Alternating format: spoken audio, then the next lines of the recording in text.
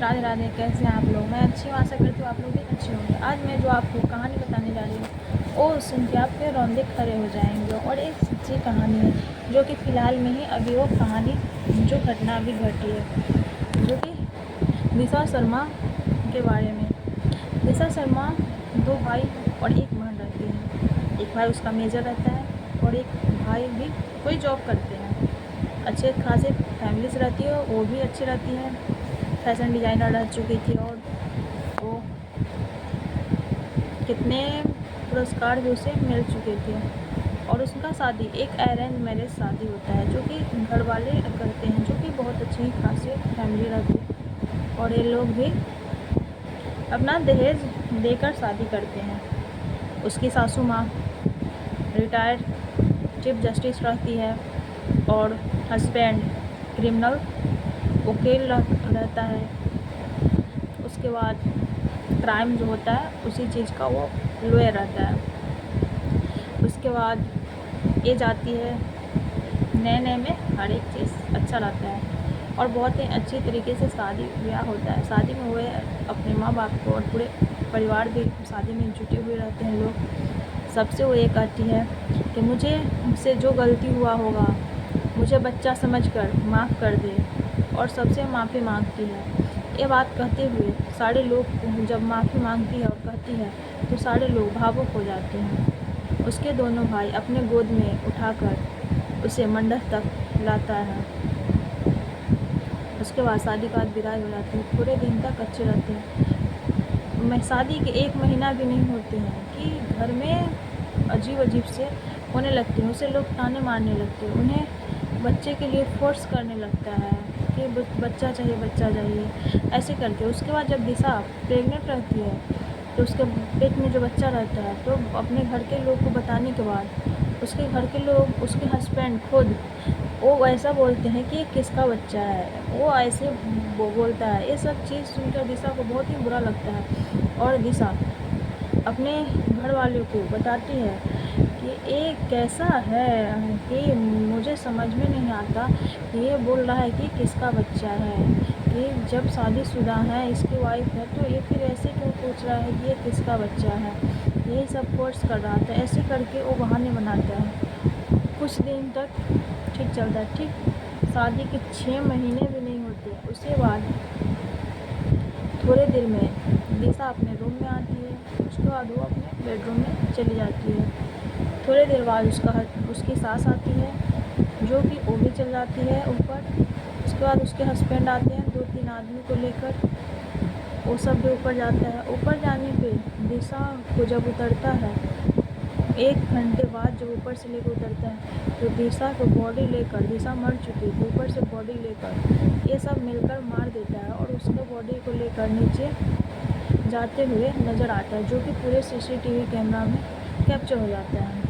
और जब उसके घर वाले दहेज प्रथा के लेकर केस करते हैं तो उसकी सास कहती है कि मैंने ऐसे नहीं की, कि वो लड़की मेंटली डिस्टर्ब थी, वो ऐसे करके उसकी सास बताती है। फिर मीडिया बोलते हैं कि आपके तो बड़े बेटे का भी डिवोर्स हो चुका था, तो बोलती हाँ वो दोनों का था, लेकिन दोनों अपने मर्ज़ी से अलग हो गए थे, अपने मर्ज़ी से अलग हो गए थे। लेकिन एक क्या रीज़न है कि बड़ी बहू का भी डिवोर्स हो गया और छोटी बहू के तुम लोग ने सीधे मार ही दिया।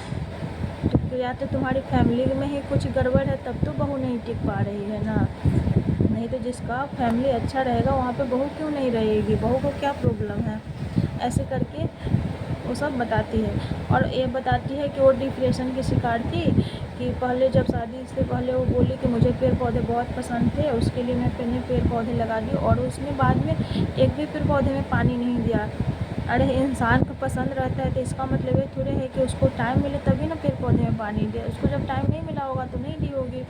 ऐसे करके वो बहानेबाजी करके और उसके हस्बैंड मार कर और वो फरार हो जाता है। पुलिस उसको कितने दिन तक ढूंढते हैं लेकिन वो नहीं मिलता। उसके बाद पुलिस उस पर 10,000 के इनाम रखते हैं, उसके बाद 30,000 कर देते। जैसे ही 30,000 के इनाम करते हैं उसके बाद उसके हस्बैंड तुरंत ही पकड़ा जाता है। अभी उसके हस्बैंड भी जेल में है।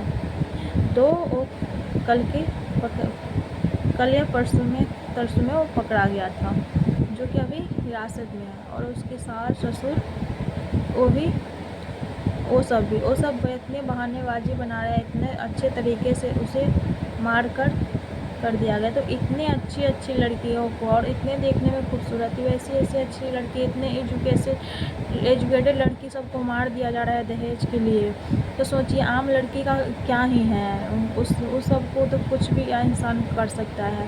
तो इसलिए अगर किसी लड़की के साथ ऐसा हो रहा है तो तुम लोग खुद आवाज़ उठाओ। ये नहीं कि माँ बाप के भरोसे बैठे रहो, और माँ बाप भी ऐसे ही हैं लोग कि समाज में लोग क्या कहेंगे, समाज में बदनामी हो जाएगी। तो बस समाज में बदनामी के चक्कर में अपनी बेटी को खो दो। अब जब मर जा रही है तो मेरी बेटी को मार दिया, ये सब कर दिया, ये सब चीज़ ड्रामेबाजी कर रहे हो।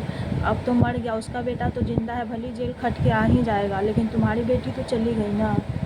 अगर करना ही है तो वो सब चीज़ ज़िंदा ही में करो। वो हाल करो लड़का वाला का कि फिर उस ज़िंदगी में किसी लड़की को टॉर्चर करना तो दूर की बात है कि वो अब मुँह से आवाज़ निकालने के लिए भी अपनी पत्नी से सोच कर निकाले, और नहीं तो खुद लड़की वैसे ही बने कि जो कि अपना हस्बैंड या सास ससुर जो भी घर में फैमिली अगर टॉर्चर करे तो कुछ छूने के लिए चाहे कुछ करने के लिए ना सोच समझ कर करे, वो हाल कर दो। जब लड़की करेगी तभी फैमिली सुधरेगा, नहीं तो बस यही है, मारेगा। कल एक दीपिका नागर के साथ हुआ जो 3 मंजिल पर से मार के फेंक दिया और सुसाइड का नाम दे दिया गया कि सुसाइड करके मारी है, हम लोगों ने नहीं मारा। तो फिर तुम लोगों ने नहीं मारा तो फिर उसके बॉडी में उतने निशान कैसे आए? वो खुद तो अपने बॉडी में निशान नहीं कर ली होगी। तो लोग आजकल इतनी हैवानियत के हदें पार कर रहे हैं, तो आप लोग भी सतर्क रहे, लड़ते। आगे भी मैं ऐसे ही कहानी आप लोगों को, सच्ची कहानी डालती रहूँगी। अगर आप लोगों को भी बेटी हो, चाहे आप खुद एक लड़की हैं, तो आप लोग भी सतर्क हो जाएं और अपनी बेटी को ऐसे ही सिखाएं कि आप लोग कि तुम्हारे साथ कोई गलत करे तो तुम भी उसके साथ वैसे ही करो। कि ऐसे नहीं कि गाय बनकर भोली भाली बनी रहो, जब करोगे तब भी लड़के वाले सेंट आएंगे। नहीं तो अपने जान देना है तो अपनी जान से हाथ धो बैठो, अगर मुंह बंद करके रहना है और इज्जत प्रतिष्ठा प्यारी है तो। आगे भी मैं इसी तरह की वीडियो डालती रहूँगी। आप लोग प्लीज़ मेरे चैनल को लाइक और सब्सक्राइब जरूर करिएगा।